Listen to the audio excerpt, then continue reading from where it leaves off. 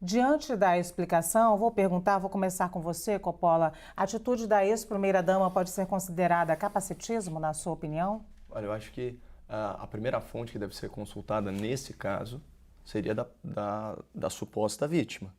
E você já leu para nós a nota oficial dela, o vídeo oficial, né?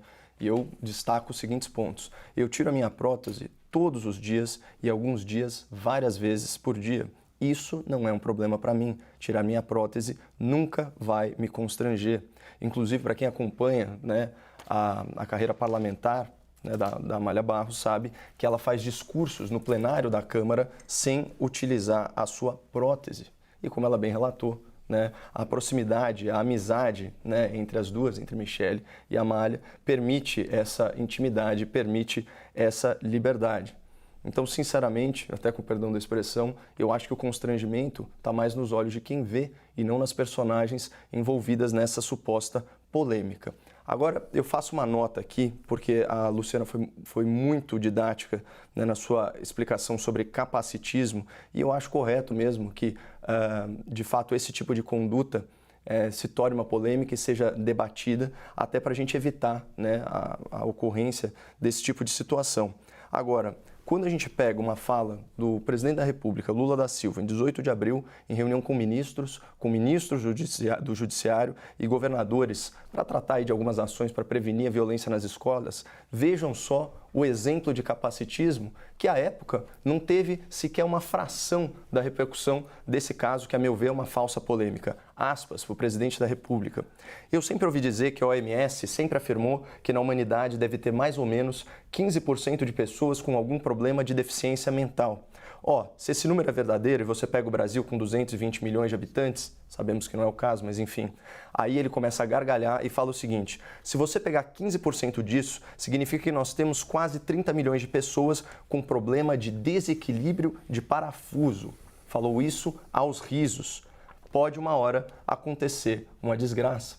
Veja que essa fala do Lula, obviamente a assessoria dele se retratou depois, né, se encaixa como uma luva na definição que a Luciana nos trouxe sobre o que seria um comentário, uma conduta capacitista, né, insinuar que pessoas que têm deficiência intelectual têm um parafuso a menos, né, na condição de presidente da República, num evento solene oficial, e, em decorrência disso, se trata de um risco à segurança, né, dos alunos, dos docentes, enfim. Esse é o tipo de conduta que nós queremos evitar. Inclusive, a Amália se manifestou no plenário da Câmara sobre essa fala. Ela disse o seguinte: vejo com total repúdio a fala capacitista do presidente Lula, que ontem, durante o encontro para falar das ações nas escolas, ridicularizou pessoas com transtorno mental. E ela segue: pessoas com transtorno mental merecem respeito e inclusão e não serem motivo de piada de um presidente que não faz ideia do que é lutar pelo direito das pessoas com deficiência. Então fica aqui, como pessoa com deficiência, o meu repúdio. Eu acho que esse tipo de situação que envolve aí a mais alta autoridade política do nosso país e que, sem dúvida nenhuma, é uma fala capacitista, deveria ensejar uma polêmica um pouco maior do que uma fala tirada de contexto, inclusive, até porque na versão que viralizou desse vídeo e que tem sido amplamente repercutida, falta uma frase muito importante, Lu.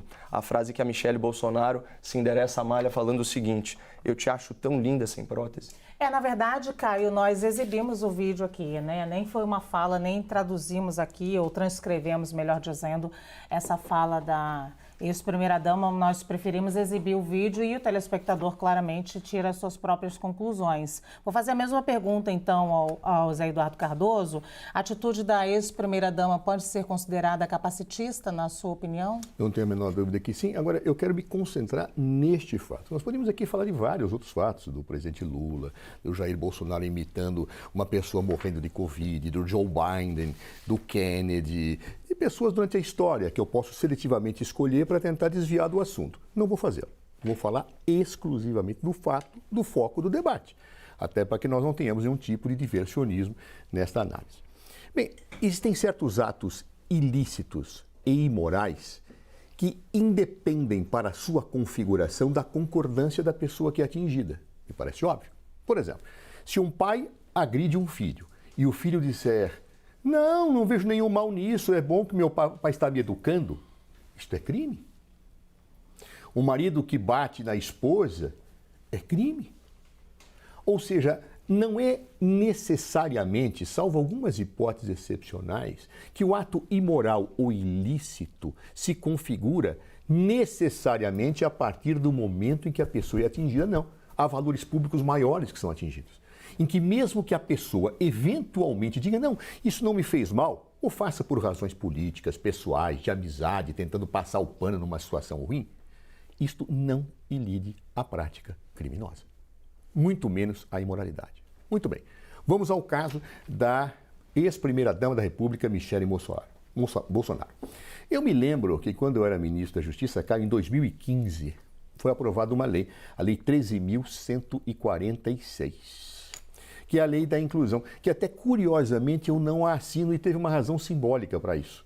É que como eu ia tirar férias e o meu substituto era o meu secretário executivo, que era negro, eu achei interessante que deixasse ele assinar essa lei por uma referência simbólica importante do combate à discriminação. Bem, o artigo 88 dessa lei, que combate exatamente esse tipo de discriminação em relação à deficiência, diz o seguinte textualmente, abre aspas, praticar, induzir ou incitar discriminação de pessoa em razão da sua deficiência, pena inclusive agravada de 1/3, se for feita por meio de comunicação. Aqui, no tipo, não fala que a pessoa tem que representar, não fala que a pessoa tem que ser atingida, basta que eu induza a discriminação da pessoa. Portanto, claro que isso é necessário apurar, claro que estou falando em tese, mas há que se apurar o comportamento da senhora Michele Bolsonaro nos termos dessa lei. Ela induziu a que uma pessoa tirasse uma prótese para desvelar uma situação da sua deficiência. Isto é absolutamente inaceitável do ponto de vista legal, moral e humano.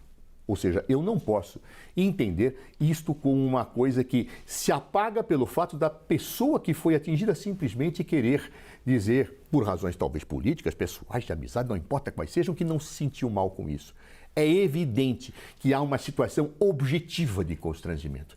É evidente que há uma situação objetiva de discriminação. E aí, se eventualmente, repito, alguém de esquerda fizer isso, eu seria o primeiro a atacar esse tipo de comportamento, como alguém de direita. Não estou vendo aqui a pessoa, estou vendo aqui a conduta. Uma conduta deplorável, desumana, inaceitável de expor uma pessoa na sua deficiência de público por um meio de comunicação. Quisesse ela vir sem a prótese, que viesse e seria linda do mesmo jeito.